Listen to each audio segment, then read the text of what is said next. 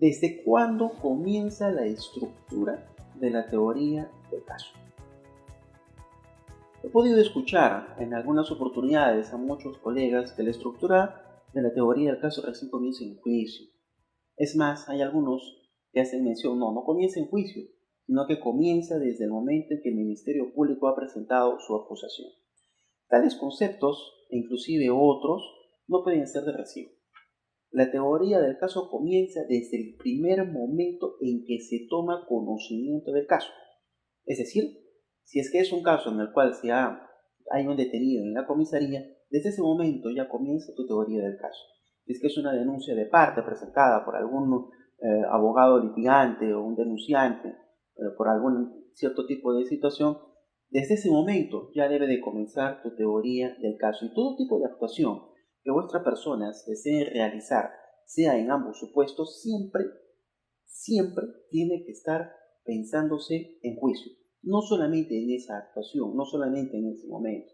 Todas las actuaciones tienen que estar siempre pensadas en el juicio.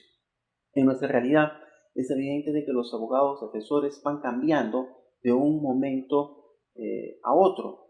Y eso pues dificulta de que se pueda tener una teoría del caso de forma lineal. Es más, estos abogados solamente actúan para un cierto tipo de diligencia y ni siquiera ese tipo de diligencia la realizan de forma correcta, amparándose dentro de los mecanismos legales. Eso perjudica totalmente la teoría del caso, lo que va a evidenciar que más adelante las consecuencias sean pues completamente trágicas. Como quinto punto, ¿cómo saber cuál es la mejor teoría del caso? En algunas oportunidades, luego de que hayan estudiado el caso, suele pasar que tienes dos o hasta inclusive tres mecanismos por los cuales ir. Y en juicio oral solamente se puede optar por un solo mecanismo, una sola teoría, pero tienes que saber elegir cuál es la mejor. Y ahí viene la pregunta, ¿cómo puedo elegir cuál es la mejor teoría del caso? La respuesta es que una vez que tú tengas realizado un análisis global, consistente y por sobre todo explicando cada uno de los hechos de una y otra parte, cuando tengas ese concepto global de la explicación de los hechos, tanto de la fiscalía como de tu parte, esa, créeme, es la mejor teoría del caso que tú debes adoptar para poder ayudar en la defensa de tu cliente. Es muy importante ello, toda vez de que en el juicio oral o a mediados del juicio oral suele ocurrir de que algunos abogados cambien la teoría del caso y ya no dicen de que fue legítima de defensa, sino que efectivamente lo golpeó, pero que fue por miedo insuperable. Eso, durante el transcurso del juicio, dice mucho de la seriedad del trabajo del abogado y del poco estudio que ha podido haber tenido ese abogado con referencia al caso en concreto que se le está planteando. Como siguiente punto, ¿el juez puede tener su propia teoría del caso? La respuesta es bastante clara. El juez es un ente imparcial y por lo tanto no puede tener su propia teoría del caso.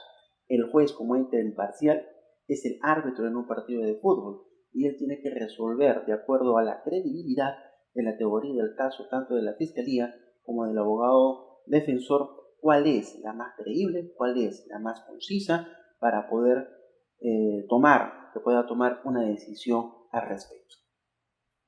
¿Qué tipos de teoría del caso hay? Tenemos tres tipos de teoría del caso. La primera es la teoría fáctica. ¿Qué significa la teoría fáctica? Esta teoría tiene que ver mucho con los hechos. Es decir, que nuestra postura, desde el momento en que hemos tomado conocimiento del hecho, y ya si me enfoco desde la perspectiva del juicio oral, va a tener que ser estudiar y atacar mi punto de vista de cómo es que habrían ocurrido los hechos previo estudio total del caso. Para eso, señores, tienen que estudiar el caso. La segunda teoría es la teoría jurídica. Esta teoría tiene mucho que ver con el reconocimiento ya de los hechos. Es decir, voy a atacar la postura del Ministerio Público de acuerdo a la equivocada o errónea subsunción jurídica que ha realizado en su requerimiento de acusación. En otras palabras, si para el Ministerio Público los hechos se han subsumido en el delito de robo agravado y yo, previo al estudio de la carpeta fiscal o del expediente judicial, me doy cuenta que no encaja en el delito de robo agravado porque o bien no ha habido violencia o bien no ha habido amenaza, entonces para mí la subsunción realizada por el Ministerio Público tiene que ser por el hurto agravado. Obviamente, estos temas se tienen que ir a juicio, ¿no? Pero existe ya de una u otra forma un tema de aceptación tácita respecto de los hechos en materia de imputación.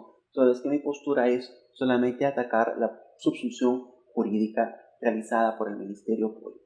La tercera teoría es la teoría probatoria. Esta teoría probatoria tiene que ver mucho con la carga de prueba que el Ministerio Público ha realizado. ¿Qué significa esto? Al momento de plantear la Fiscalía su requerimiento de acusación, siempre plantea testigos, peritos, documentos, inclusive señala a veces cierto tipo de evidencia. Pero la defensa, una vez de haber estudiado al detalle los medios de prueba, así como las declaraciones previas, inclusive verificado si cumplen o no las características legales respecto de la evidencia, es decir, si se ha roto o no la cadena de custodia respectiva con referencia al caso en concreto, el abogado se puede dar cuenta de que los medios de prueba por parte de la Fiscalía no son 100% fiables, o en su defecto existe una insuficiencia probatoria que, llevado el caso a juicio, evidentemente no va a poder romper la presunción de inocencia.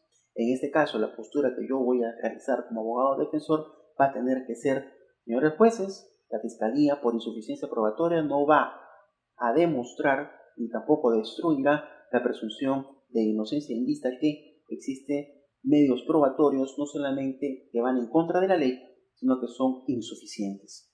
Hay que, para esto, verificar en sí la fiabilidad de las pruebas. No todas las pruebas son legales.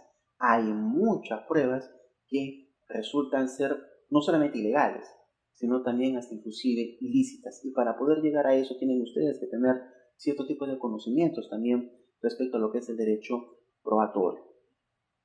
Hasta cierto punto podría decirse de que esta teoría como que llega a ser un poco contradictoria a favor de la Fiscalía, corrijo, en contra de la Fiscalía. ¿Por qué? Porque debe entenderse que si el Ministerio Público está llevando un caso a juicio oral, es porque va a ganar, no es porque va a perder. Y que el juez de investigación preparatoria, al momento de llegar a pasar este caso a juicio, ha tenido pues una visión, ¿no?, un poco sucinta de cuáles son los medios probatorios fiables que van a crear convicción al juez de parte de la postura del Ministerio Público para poder lograr una sentencia a su favor. Pero generalmente en la práctica ese tipo de actuaciones en la etapa intermedia no ocurren, y lo que hace el juez de investigación preparatoria es tan simplemente, con mucho respeto, convertirse en una suerte de mesa de partes, es decir, recibe la acusación y tan simplemente la pasa sin tener un examen exhaustivo de cómo es que está en sí el requerimiento acusatorio y por sobre todo el carácter fiable de las pruebas.